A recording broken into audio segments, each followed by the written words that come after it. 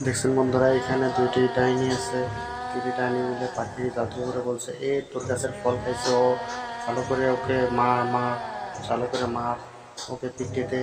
এই দাঁড়া দাঁড়া, তোকে আমি মারবো মারবো। না না, আমাকে মেরো না, আমাকে মেরো না, আমি তোমার কি ক্ষতি করেছি বলো? তুই আমার কাছে ফল খাইছিস, ফল ফল ফল খাইছো দেখে তোকে আমি পিটিয়ে দেবো। না না, আমি ফল খাইছি, একটা ফল খাইছি। আমি তো তোমার কাছে বললাম যে আমি ফল খেলাম, ফল খেলাম। তোমার কাছে বলছো তাও তুই খালি কে?